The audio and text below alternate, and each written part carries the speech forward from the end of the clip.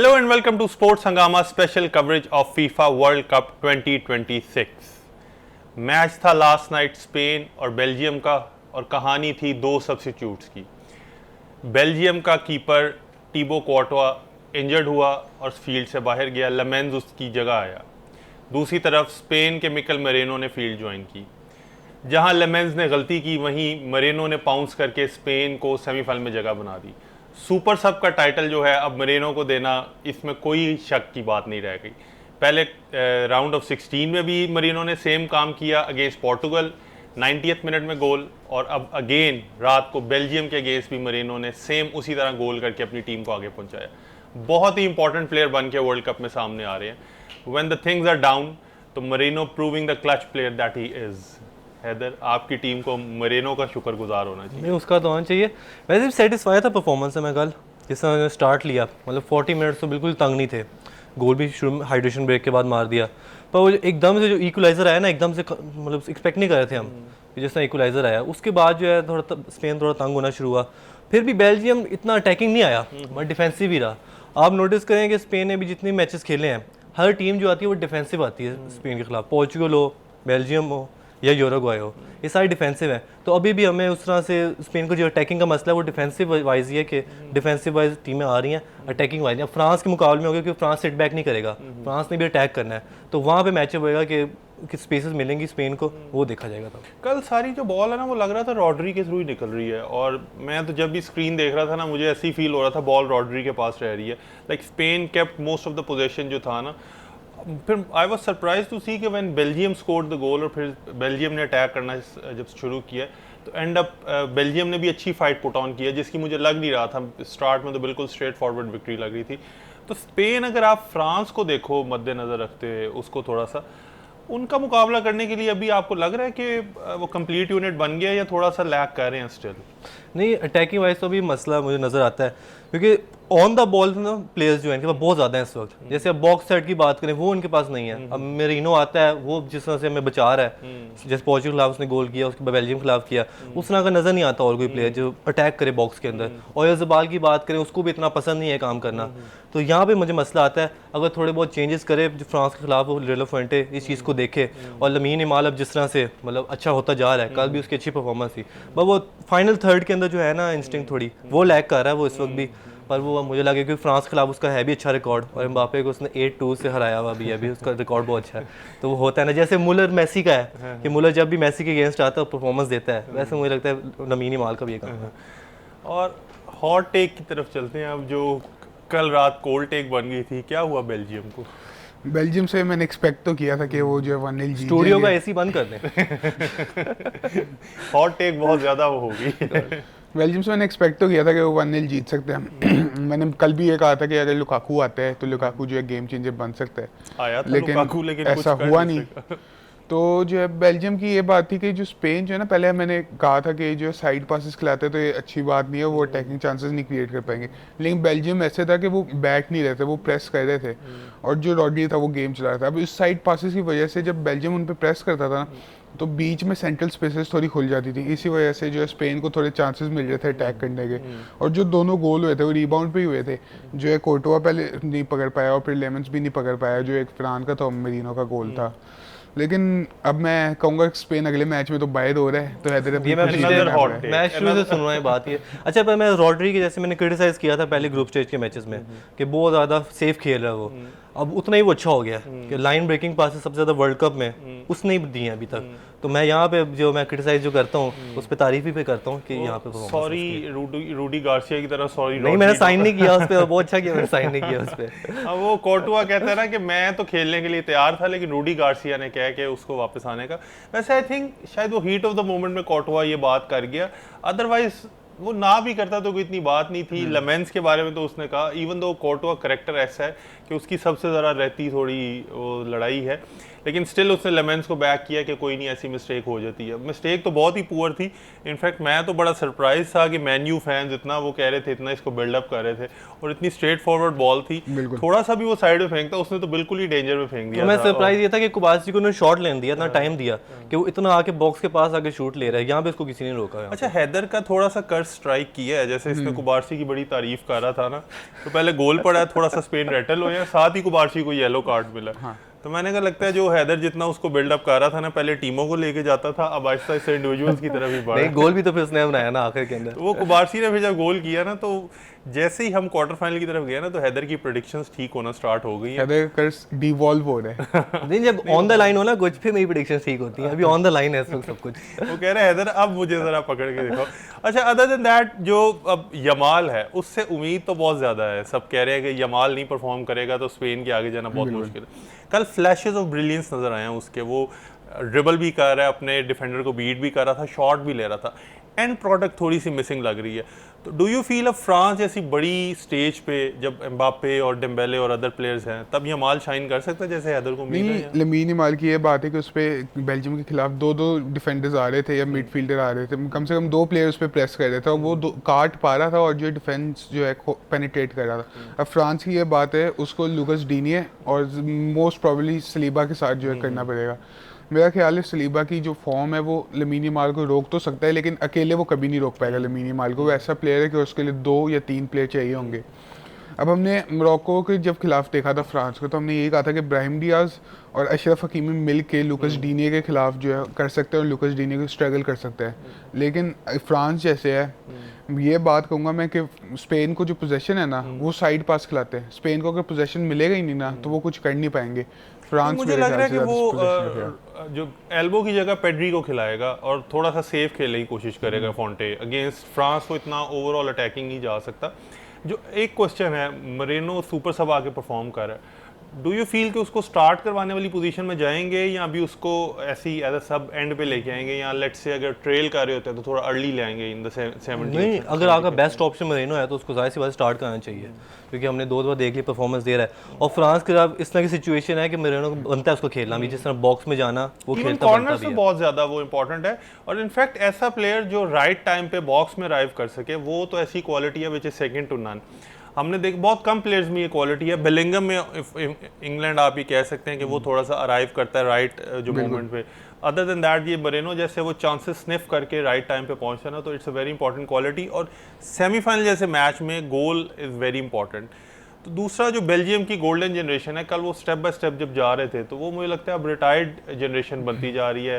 D ब्रुयने भी चला गया, टीलेमेंस भी इंजर्ड हो गया, लुकाकू भी, और कोर्टुआ तो खैर उसके टीयर्स नहीं बता दिए कि that was his last game.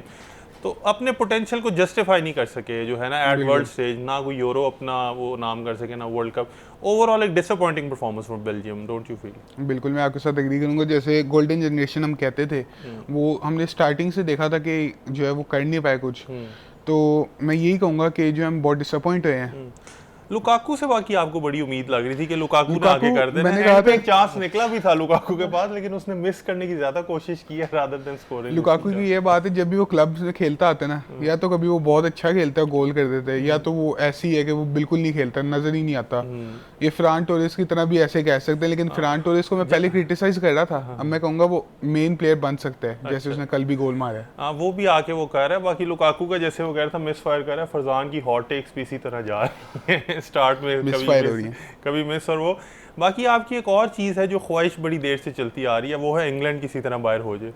तो आज नॉर्वे के अगेंस्ट कोई चांसेस लग रहे हैं या मैसेज कोई draft Norway all the way. अच्छा, अब मैंने पिछली बार ब्राजील के खिलाफ कहा था, इस बार भी कहूंगा। फिर मेरे ख्याल से एक प्रेडिक्शंस ले इंग्लैंड और नॉर्वे पे, उसके बाद उसकी प्रेडिक्शंस को जो है ना हम वो कर लेते हैं। स्टार्टिंग फ्रॉम फरजान, आपको क्या लग रहा है? मुझे लगता है क्लोज गेम होगा, जैसे दोनों टीम है, और हालैंड मेन फैक्टर ही होगा जैसे वो खेलता है। तो 2-1 कहूँगा मैं नॉर्वे। अच्छा, 90th मिनट पे गोल। अच्छा, नॉर्वे टू विन इट। चलो, वो गलत लग रही है मुझे वैसे इसकी। इंग्लैंड और नॉर्वे की डिफेंस पे मैं बात करूंगा कि दोनों ही डिफेंस शेकी हैं बहुत ज़्यादा। नॉर्वे मुझे लगता है सबसे ज़्यादा पेनल्टीज देने वाली टीम है, 2 या 3 पेनल्टीज दी हैं उन्होंने। एग्जैक्टली। और जो इंग्लैंड की बात है वो हर मैच में चांस तो ज़रूर ही देते हैं, पर मैक्सिको के मैच ने ना मेरा थोड़ी दिमाग चेंज किया है, जिस तरह से उनकी पूरी टीम यूनिट बन के खेली है, सारा एटमॉस्फेयर जिनके खिलाफ था, सब कुछ था, और जिस तरह खेले वो, और इवन 45 मिनट रेड कार्ड के साथ खेले वो, तो यहाँ पे इंप्रेस हुआ मैं बहुत ज़्यादा। अब हालैंड की बात करें, उसको 50% चांस मिलेगा, वो मोस्ट लाइकली स्कोर कर लेगा, और अब लगता है हालैंड को चांस मिलेंगे, मुझे लग रहा है मिलेंगे चांसेस वैसे। और दूसरी तरफ हैरी केन और बेलिंगम वो डिफरेंस मेकर हैं, और दूसरा एक प्लेयर टू वॉच आउट वो एंथनी गॉर्डन है, जाहिर सी बात है जिस तरह से उसने पिछले मैचों में स्टेप अप किया है, तो I think high goal scoring match हो सकता है। तो 3-2, 3-1, 3-2 इंग्लैंड। अच्छा, वैसे मेरी प्रेडिक्शन स्कोर लाइन की भी सेम है और ओवरऑल भी सेम है, लेकिन हैदर के साथ जाते हुए आपको पता है इतना डर लगता है क्योंकि इसकी कश्ती तो अक्सर ही नहीं, आजकल तो ठीक जा रहा हूँ मैं, तो फिर तो फॉर अ चेंज मैं यही कहूँगा कि 2-1 इंग्लैंड की फेवर में जाएगा, क्योंकि हालैंड ने तो स्कोर करना ही है गोल, और दूसरी तरफ केन और बेलिंगम बहुत अच्छी फॉर्म में जा रहे हैं। हालैंड को रोकना सबसे मुश्किल काम है, क्योंकि मुझे लगता है ओवरऑल नॉर्वे शायद उतना अच्छा नहीं परफॉर्म कर पाएगा। नॉर्वे के फैंस भी, और थोड़ा सा मोरक्को वाला इनका सिंड्रोम रहेगा कि क्वार्टर फाइनल तक पहुंच गए, अब क्वार्टर फाइनल में दोबारा अपने आप को करना। तो ऐसी टीम ना यूजुअली वो फिर यही करती हैं कि उनको फील होता है कि may be that was enough for us, कि इतना बहुत है, और काफ़ी रोइंग भी कर ली है, हर चीज़ कर ली है। तो मुझे लगता है कि क्वार्टर फाइनल तक नॉर्वे की पार्टी ख़त्म हो जाएगी। बाकी हालैंड का ये है कि लोग बड़ा इंट्रीग हुए हैं हालैंड को लेके, जो रेगुलर व्यूअर्स हैं ना ऑफ क्लब फुटबॉल या चैंपियन लीग, उन्हें दे न्यू अबाउट हालैंड्स क्वालिटी, लेकिन यूएस वाले जो है ना उन्होंने हालैंड कैंप को कहा है, यूएस के जितने मीडिया वाले हैं, सोशल मीडिया वाले हैं, कि हम इस पे फीचर करना चाह रहे हैं। तो अगर तो हालैंड स्कोर कर देता है आज या अपनी टीम को जितवा देता है, जो आप वाली टेक अगर सच हो जाती है, तो एक्सपेक्ट के नेक्स्ट वीक में जो है ना वो ऑल ओवर द न्यूज़ और ऑल ओवर द मीडिया जो है ना वो हालैंड नज़र आएगा, क्योंकि वो लोग कह रहे हैं कि उन्हें ऐसा इंट्रीगिंग करेक्टर बहुत पसंद है, जो देखने में बड़ा एक गूफी सा करेक्टर लगता है, लेकिन द वे ही प्लेज, वो एक अचानक उसमें बीस्ट मोड ऑन हो जाता है। हालैंड की एक और बात भी ना, लोग कह रहे हैं कि पहला रैपर है जिसने इतना बड़ा स्टंट मारे कि प्रोफेशनल फुटबॉलर बन गया है। एग्जैक्टली, वो बल्कि वही कह रहे हैं ना कि वो देखने में बिल्कुल एक मीम मटीरियल लग रहा होता है, लेकिन द वे ही परफॉर्म्स, और मैच के बाद भी वो जो बड़ा उसका वो और होता है, तो वो इसीलिए सारे बड़ा वो इंटरेस्ट ले रहे हैं इसमें, और अब उसका परफॉर्म करना बहुत ज़रूरी है। एक गोल तो आई गेस किसी मैच में हालैंड का खेल रहा हो ना, अब इंग्लैंड का क्लीन शीट रखना तो बहुत डिफिकल्ट है। दूसरा, इंजरी सिचुएशंस को थोड़ा सा देखने की ज़रूरत है। अब कौन सा वो वैसे सस्पेंडेड है, और गेही का कह रहे हैं हैमस्ट्रिंग है, राइस बाकी स्टमक इशूज़ है, तो वो थोड़ा सा मुझे लग रहा है अगर इंग्लैंड अपनी फुल स्ट्रेंथ पे नहीं होती ना, but you always back Kane and Bellingham to score. दूसरा, फैंस अब जो है ना थोड़ा सा नॉर्वे वाले वो घबरा गए हैं, क्योंकि इंग्लैंड फैंस जो है ना वो आपको पता है ओवर पावर कर लेते हैं, वो 40-50 हज़ार फैंस पहुंच चुके हुए हैं, और नॉर्वे की ऑन द अदर हैंड वो 5 से 10 हज़ार का जो नंबर है ना फैंस का, तो ओवरऑल मुझे लगता है क्राउड वाइज और वो सब चीज़ें इंग्लैंड की फेवर में होंगी। वैसे अंडरडॉग का एक जो साथ देने का है ना वो उसमें हो सकता है। तो माय फाइनल प्रेडिक्शन जो है ना वो 2-1 होगी, इंग्लैंड टू विन। और बाकी जो है हैदर की फेवरेट टीम की तरफ आते हैं, जिसका इसने फ्लैग बहुत ज़्यादा वो किया हुआ है, अर्जेंटीना। मेसी का आज हो रहा है सफ़र ख़त्म, या फिर कुछ नहीं कंटेंशियस डिसीजन आएंगे? पहले तो ये है ना कि लोगों ने मैच तो देखना ही नहीं है, लोगों ने ये देखना है कि कंट्रोवर्सी में क्या मिल सकती है, अगर ना भी हो तो वो लोगों ने वो ढूंढनी है। अब यहाँ पे मतलब दिल नहीं करता मेरा इस तरह की बातें करने का। अब ऊपर से अब चले मैं मैच की बात आते हैं कि स्विट्ज़रलैंड जो इजिप्ट से बेहतर है, जाहिर सी बात है, उनकी डिफेंस देख लें, मिडफील्ड देख लें, अटैक देख लें, बेहतर है।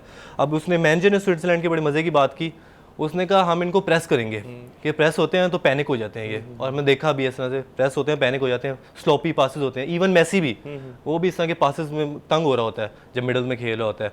उसके बाद मंजमानी जो है वो इंजर्ड हो चुका है वहाँ पे स्विट्ज़रलैंड का, वो एक मसला हो सकता है उनको। बाकी जो है मैं कहता हूँ कि अर्जेंटीना जीत सकता है, क्योंकि अर्जेंटीना अडेप्टेबल है सिचुएशंस खिलाफ था, इजिप्ट के खिलाफ भी उनको प्लान्स थे 2-3। अब मैं चाहूँगा कि अर्जेंटीना जो है वो विंगर्स खिलाए, निको गोंजालेस को खिलाए और जूलियानो सिमियोने को राइट विंग पे डाल दे, क्योंकि अगर 4 मिडफील्डर्स बीच में से खिलाते हैं वो तंग होंगे दोबारा से, क्योंकि स्विट्ज़रलैंड ने डिफेंसिव रहना है, क्योंकि उनका कोच ये भी कह रहा था कि हमने जो पेनल्टी शूट आउट की प्रैक्टिस भी कर रहे हैं, तो उनके दिमाग में ये है कि हमने डिफेंसिव रहना है, अपना मूवमेंट ढूंढना है और गोल करना है। तो मेरे हिसाब से टाइट गेम हो सकता है, और 1-0 अर्जेंटीना। अच्छा, और मेसी टू स्कोर या किसी और? मैसी पे बैक करेंगे हम हमेशा। स्कोर से ज़्यादा ये अगर पेनल्टी मिली वो किसने लेनी है? नहीं मैसी लेगा, गारंटीड मैसी लेगा वो। अच्छा, अब इसमें भी कोई है हॉट टेक? नहीं, स्विट्जरलैंड के खिलाफ जो है मैं कह नहीं सकता मेसी जो है गोल तो करेगा, ये इस पे मैं एग्री करता हूँ। अब ये बात है कि हमने स्विट्जरलैंड के पिछले मैच में कोलंबिया के खिलाफ भी देखे कि वो साउथ अमेरिकन टीम्स के साथ स्ट्रगल करती है। अर्जेंटीना भी साउथ अमेरिकन टीम है, वो फिजिकलिटी में देखते हैं कि जो है वो अडेप्ट कर पाएंगे। अब देखें उनके पास एक्सपीरियंस तो आ गया कि साउथ अमेरिकन टीम खेलती कैसे है, और कोलंबिया ऐसी टीम थी वो ज़्यादा फाउल कर रही थी हमने जैसे देखा था, लेकिन अर्जेंटीना थोड़े कम फाउल करती है। तो वैसे अगर कोलंबिया आते हैं ना तो मैच बड़ा इंटरेस्टिंग होना था। जो साउथ अमेरिकन दोनों वो टीम्स की आपस में राइवलरी है और ओवरऑल जो है ना, तो मुझे लगता है फॉर न्यूट्रल्स मैच अच्छा रहना था। कुछ लोगों का एक सेंटिमेंट भी है, जैसे मुझे लगता है पहले villains of world cup US बने थे आफ्टर बैलोगन डिसीजन, और अब villains of the world cup Argentina बन चुके हैं, क्योंकि कोई भी न्यूट्रल अर्जेंटीना के साथ नहीं है। वो आपने ओवरऑल ही देख लिया, सोशल मीडिया पे भी हर जगह यही बातें हो रही हैं कि थोड़ी सी ज्यादती करके आगे आए हैं, तो उसकी वजह से एक वेव चली हुई है। तो आई थिंक आज से अर्जेंटीना ने वो 11 प्लेयर्स पिच वाले नहीं जो बाकी वो है ना, लेकिन 11 नहीं वो 2-3 रेफरीज भी अपने साथ मिला लेते हैं और वो फिर उनका बन जाता है। हम हैदर से वो बातें एक्सट्रैक्ट करवाने की कोशिश करते हैं ना जो इसने क्या मैं अभी रख रहा हूँ, कल आगे इसने हमें रिमाइंड करवानी है। तो आपकी फाइनल प्रेडिक्शन क्या है स्विट्जरलैंड और अर्जेंटीना? मैं कहूँगा 3-1 अर्जेंटीना। अच्छा, और थोड़ा हाई स्कोरिंग मैच होगा। अच्छा, और फिर इसका मतलब मेसी गोल्डन बूट की रेस में आगे निकल जाएगा। लेकिन मैं कहूँगा मेसी का 1 गोल होगा इस बार। अच्छा, अर्जेंटीना ने अगर आप देखो केप वर्डे के अगेंस्ट भी गोल्स कंसीड किए हैं, ओवरऑल गोल्स कंसीड करता आ रहा है, तो that is why I feel even though Swiss का डिफेंस स्ट्रांग है बट वो 1 गोल तो कर लेंगे। और on the other hand I think ये वाला मैच तो जीत जाएंगे। मैं चाह भी ये रहा हूँ कि इंग्लैंड अर्जेंटीना सेमीफाइनल हो, तो फिर इंग्लैंड अर्जेंटीना को बाहर करके जो है ना वो फाइनल में पहुंचे। और अर्ली जो अब साइंस है ना, वो कल स्पेन ने इवन दो खेला तो बेहतर है, लेकिन अभी फ्रांस को ट्रबल करने वाली सिचुएशन पे मुझे अब देखिए स्पेन की बात करते हैं कि अब फ्रांस ने जो है कोई बड़ी टीम इस तरह की खेली है, वो खुद बताएं मुझे आप, नहीं खेली इस तरह की जो टेस्ट करे उनको। स्पेन ने खेली है, पोर्चुगल, बेल्जियम, यूरुग्वे इन सबको खेला, उन सबको हराया भी है। तो फिर भी मैं इस तरह की बातें सुनता हूँ कि स्पेन जो है कंटेंडर्स नहीं है, इस तरह की बात नहीं है। मोरक्को आप अच्छी टीम नहीं, मोरक्को साइबारी लेस मोरक्को थी वो एक, और उसे अटैकिंग वाइज नहीं अच्छे, वो साइबारी भी लेस है, तो उन्होंने तो कुछ करना नहीं था। वैसे मुझे असल में ये लगता है कि स्पेन पोजेशन गेम नहीं खेल सकेगा अगेंस्ट दिस फ्रेंच टीम ना। वो रैबियो चुआमीनी पीछे हैं और आगे तो खैर उसका कह नहीं सकते। मुझे लगता है स्पेन अपनी नेचुरल गेम नहीं खेल पाएगा।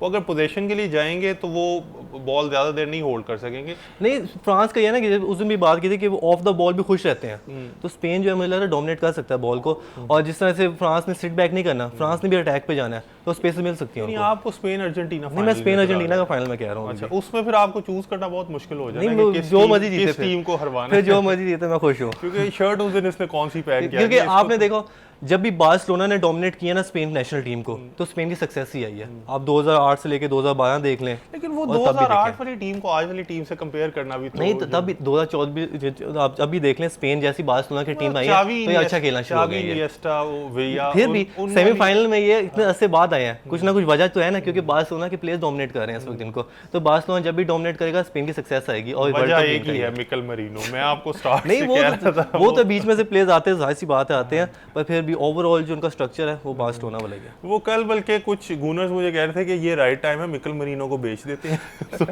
थोड़ा प्रॉफिट इससे बुक करके तो नेक्स्ट प्लेयर्स में इन्वेस्ट कर देते हैं। मैंने कहा यार मुझे तो इवन फील हो रहा है कि ये चैंपियंस लीग फाइनल में होता तो इसने पीएसजी को भी बहुत ट्रबल कर देना। तो व्हाट कुड हैव बीन वाली स्टोरी जो है ना कल, वो थोड़ी सी मेरे माइंड में चल रही थी। तो that's it from today's show. और ये आपने हमारी डिस्कशन और प्रेडिक्शन सुन ली। कल सेम टाइम पे आपसे मुलाकात होगी। स्पोर्ट्स हंगामा में हमारे साथ रहिए।